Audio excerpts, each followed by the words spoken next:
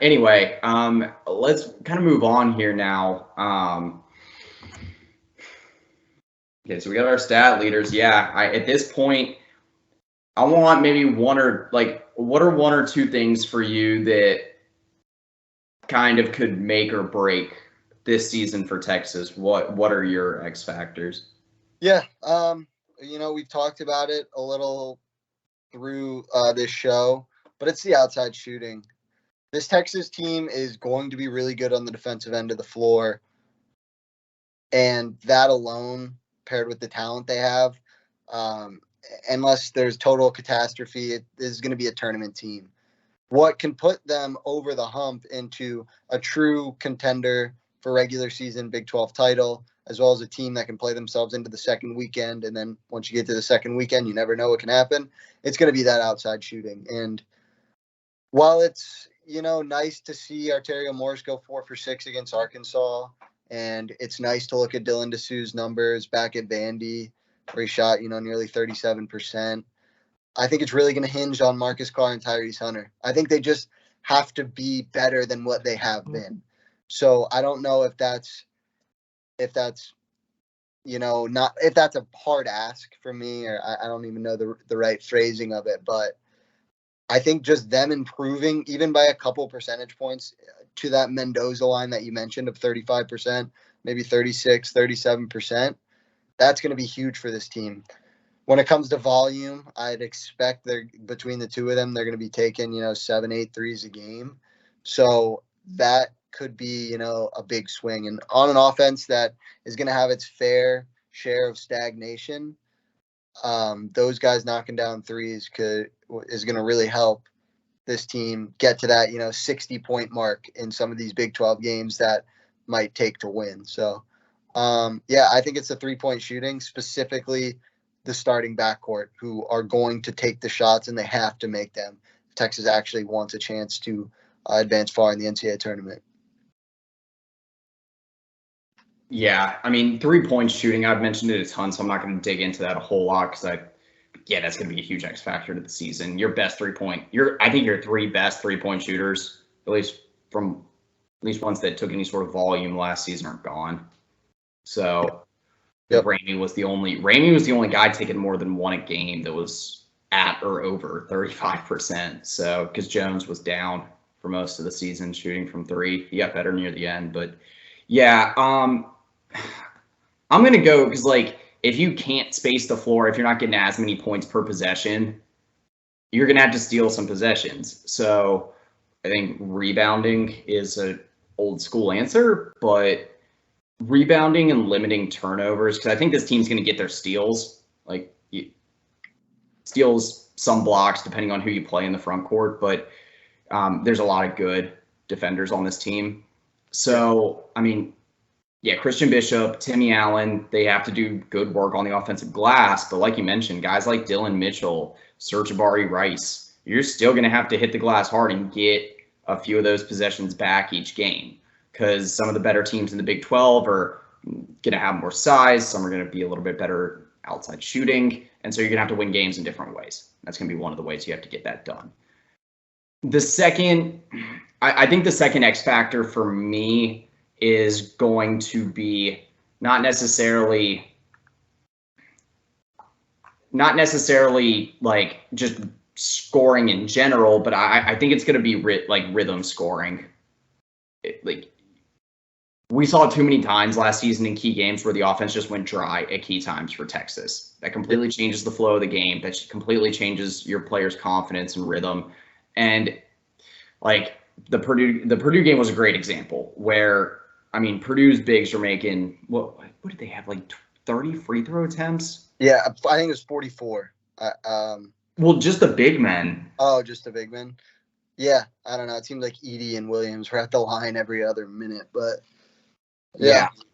So, and part of the reason for doing that, obviously, the main thing being that you just didn't have anyone that could defend them inside. Part of the reason you had to do that and that you were fouling so much in the first place, because the offense dried up in the second half. You're having to give Marcus Carr the offense and saying, go ISO, because we don't have any other options for scoring right now. And So that sort of mindset in some of those big games, that has to change. And so I guess I don't know the right way to phrase this either, but yeah, I think it's going to be the consistency of scoring, and you have more personnel to do it in the backcourt now. That's for sure.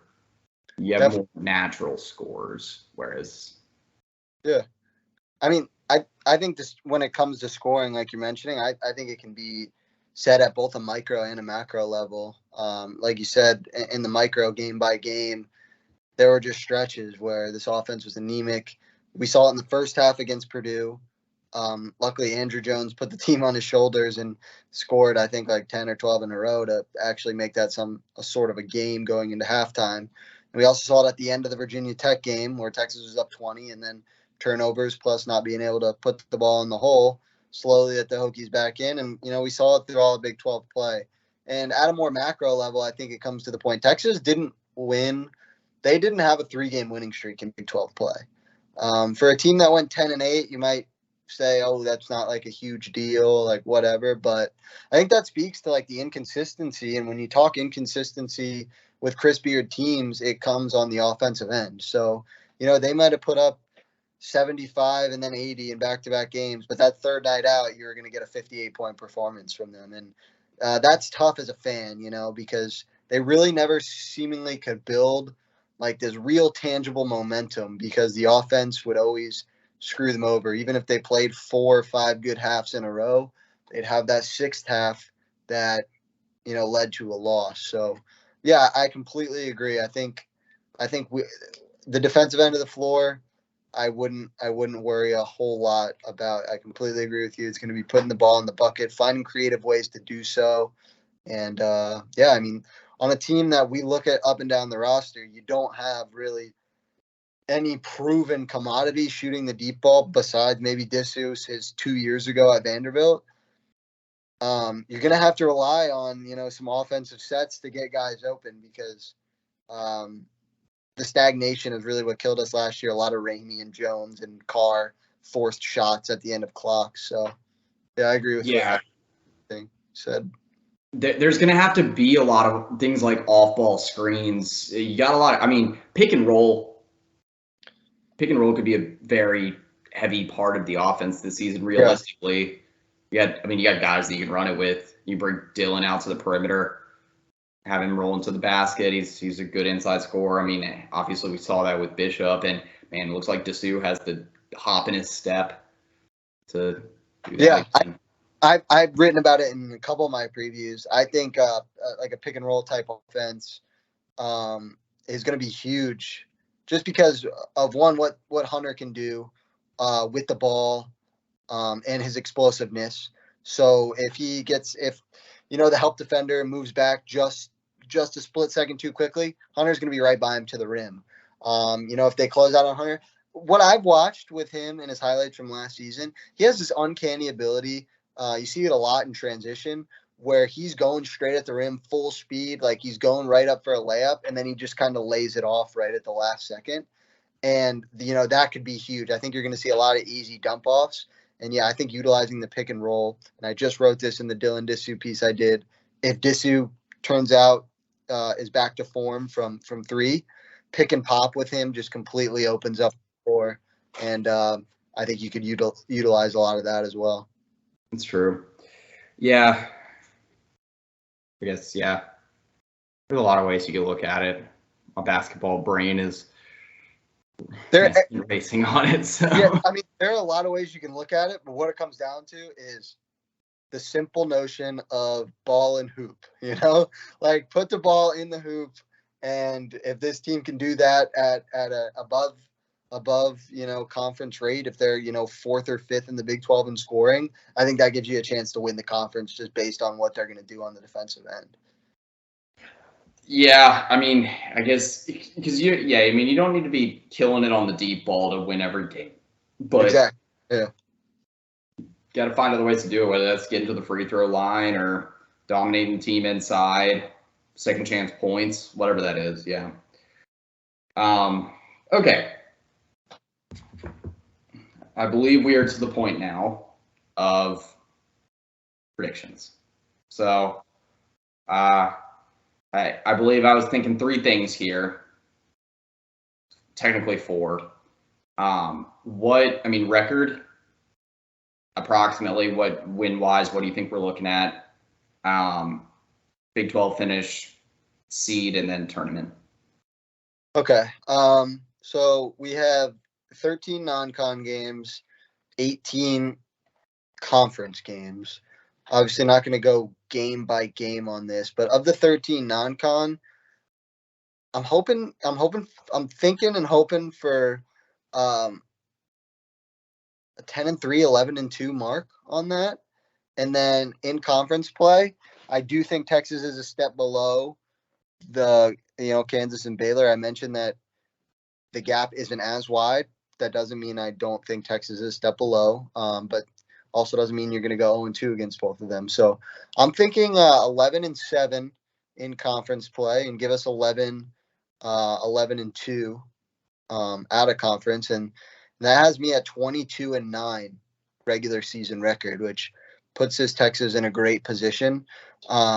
Obviously, getting some wins in Kansas City will then help boost your tournament resume. But I think the 22-9 regular season record with an 11-7 mark in Big 12 play finishes you third in the conference, maybe tied for third with TCU, and that ultimately will get you I'll say a 5 seed in the NCAA tournament. 5 seed, yeah. I was kind of thinking mid-single digit seed for the tournament, but I think that we're probably going to lose 3 games in the non-con. Yeah. Some of the more difficult games, I think, obviously Gonzaga, but like Illinois. Stanford, I don't think they're a bad team. I don't think that game's going to give Texas any trouble, but I think it's going to be more challenging than some people might think. And then you still got Tennessee on the road. There's some games you can lose there. And Texas, I might be wrong on this. Texas was not a super fast starter last season. And so kind of once he hit late December, the team started to pick up a little bit, and then he had some inconsistencies to finish, but mostly finished on a high note, at least in terms of the regular season. I'm going to go really close to you. I'm going to go with 20-21 wins on the regular season.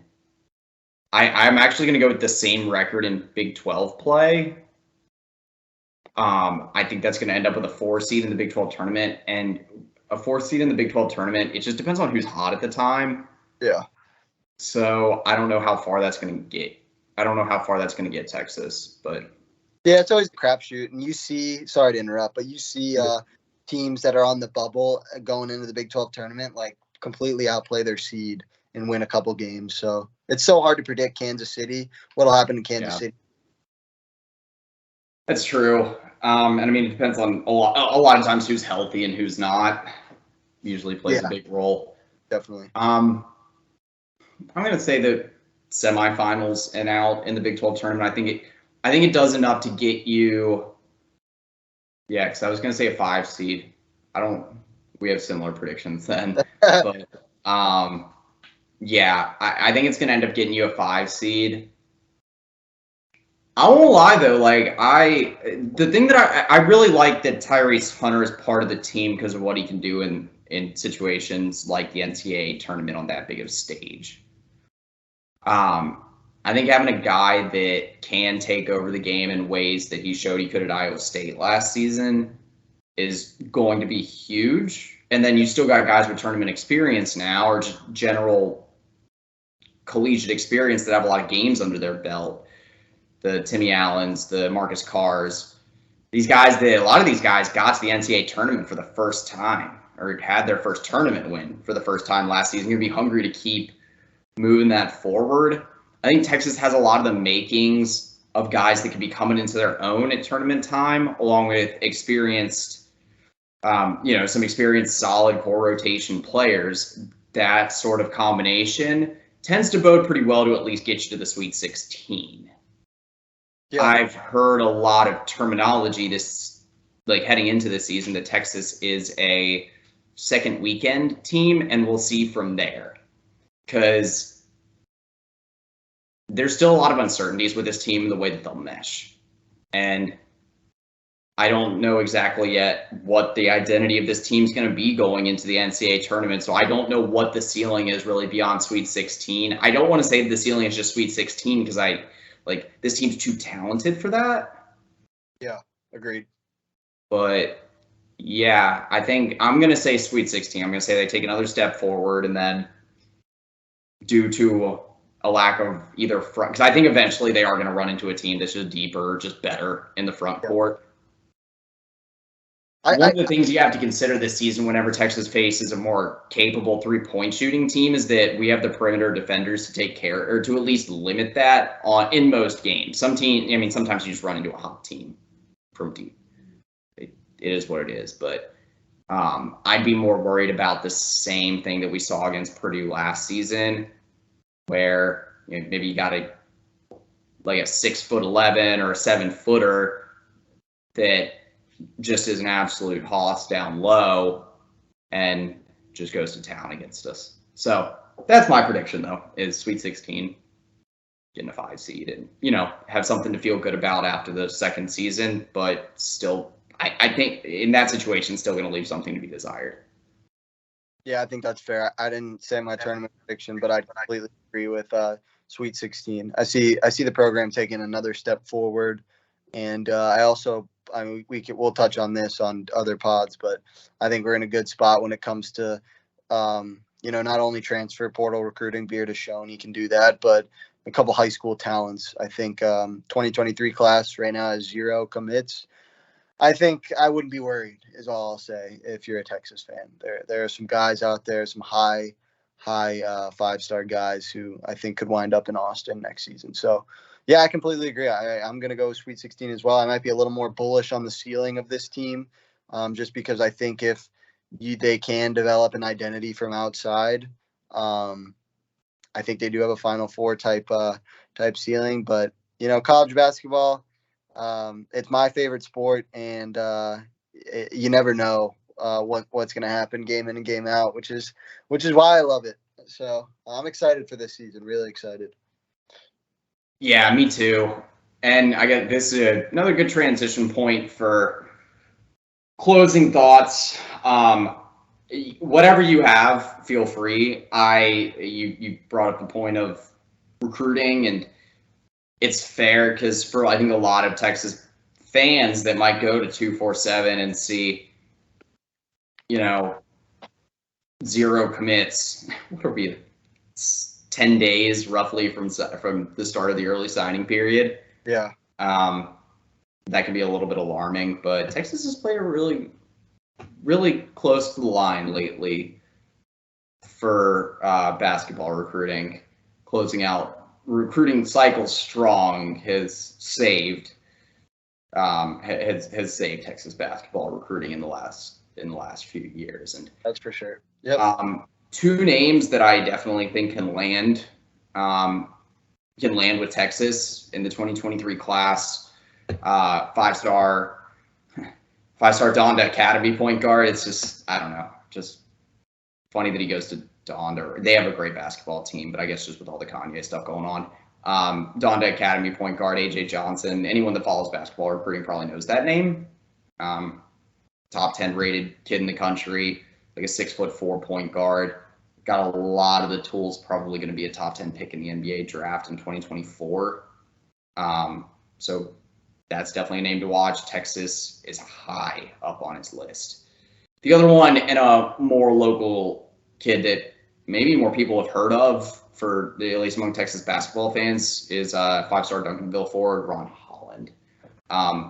As long as he doesn't go the G League route, I think Texas is probably the pick. Ron Holland would be the guy if I had to pick. I mean, didn't we have one a couple cycles ago where it was just Greg Brown was the only signing in the class? Yeah, I think it was Solo Brown. Yeah. So if there were one commit that I had to pick that Chris Beard is putting all his eggs in one basket, I don't think I don't think that Texas is only going to get one commit, but if that were the case, I think that Ron Holland was being prioritized the most. Yeah. And then my last thing, I wanted to get my national championship pick. Okay. Way too early for that, but there were a few different teams that I had. I won't lie, I was a Duke fan growing up. Okay. So, I mean, I grew up in the Triangle, so that's kind of been my area, but I don't know. I've been pretty high on I've been pretty high on Houston. Yeah, it's fair. I mean, they got a bunch of dogs. They're going to win 28 games this year, just solely based off playing in the AAC with the kind of quality they have. And I do think Marcus Sasser could be National Player of the Year. So, that always helps having a guy like that on your side. Well, yeah. Well, were they Elite Eight last year? Did they make it to the Final Four? Elite Eight, they knocked off Arizona. They lost to Nova. Sweet 16 and then lost to Villanova. Yeah. Yeah. So, I mean, they've been hanging around there for a little while. I don't know. Yeah. Yeah. Calvin Sampson is hell of a basketball coach. That's for sure. Well, then that would be bringing the national championship into the Big 12 next season. Yeah. I mean, if you look at it, like the success that Tech, of course, at first losing to Virginia, I believe 2019. 2020, Kansas was the odds-on favorite to win, not the odds-on, but they were going to be the number one overall seed. 2021, Baylor won it all, and then last season Kansas again. So the Big 12 has really been dominating the top of the sport when it comes to March, the best half decade. Yeah, it got gun to my head right now. I think I'll give you three teams: Kentucky, UCLA, and Tennessee. Tennessee kind of more of a dark horse type pick, but I think Santiago Vescovi has a chance to, which is crazy saying it, but I think he has a chance to be SEC Player of the Year over Oscar Tshiebwe. Tshiebwe's dealing with sort of a knee injury right now, so it'll be interesting to see what happens with him. But I think Vescovi, who's seemingly been at Tennessee for like 4, 5, 6 years, could be an 18-point per game scorer. Very clean lefty stroke. I think he shoots the ball to over a 40% clip from deep. And then Zakai Ziegler, who might not even start, 5'8" point guard from the New York area. He'll be a sophomore. Total gamer, complete, like he's a March type player. He makes the right play every time he touches the ball. And then I like Josiah Jordan-James, who is also another guy who's been in Knoxville forever. So I think Rick Barnes is – Texas fans know the problems in March that Barnes has had. But, Tennessee is, kind of like a fringe top 10 team in a lot of polls right now. I wouldn't be surprised if they had a very dominant year and ended up 1 or 2 seed in the tournament. And then if you really made me pick, I would go with Kentucky. Just because I love Oscar Tshiebwe, just almost completely contradicting my pick of SEC Player of the Year with Vescovi. But if Tshiebwe is healthy, he's a complete game wrecker that really no one can guard just the way he plays. They have Severe Wheeler back at point guard, probably the best passer in the country, and Jacob Toppin, knockdown 3-point shooter. CJ Frederick from Iowa, who missed all of last season, another great 3-point shooter. And a couple key freshmen they brought in. So yeah, I like the top of the SEC this year. So I don't know. It's so finicky, and when especially this season, I think there could be a team that comes from like out of the top 25 to be a real contender come March, because there isn't a roster I look at that lacks holes, and that's really going to just dominate like a Gonzaga, like an undefeated Gonzaga, or, when a Baylor team that lost just one game. I don't see that happening this season. There's going to be a lot of parity throughout the country, which is awesome as a college basketball fan, but harder to predict for sure. Yeah, I mean, I've never been a huge fan of them, but I do think that UNC is going to be Yeah. a real hard knockout this season because they are just littered with upperclassmen that are all proven. All could be guys that are difficult to deal with, and it could help them make a run in March, April. I mean, I never like to see UNC do well. Grew up not liking Tar Heels in that area, but Yeah, I hear you. But yeah, I mean, bringing back four. I think Leaky Black is a starter. So that'd be 4 starters from a team that was a half away from winning it all last year. Certainly good start to the preseason expectations. yeah, I mean, I think most people have them number 1 though, so that's not a cool thing to say that they're the favorite. Anyway. All right. Well, Shane, I think I had mentioned it earlier in the video. I believe we're going to end up splitting this into 2 parts here. So at the end of this means that you've gotten through the season preview predictions, given our national championship pick, recruiting updates, all that sort of stuff. First half of this will have been kind of talking about the roster, transfer portal, schedule, projected starting 5. So, but we got through a lot. Got through talking a lot about different ways to view the expectations for this team and to look at this team heading into the season. So we'll have a lot to talk about this season, I'm sure. I don't know exactly how we're going to end up doing videos week by week or maybe whatever it be for the season, but we'll try to have some good basketball coverage coming your way.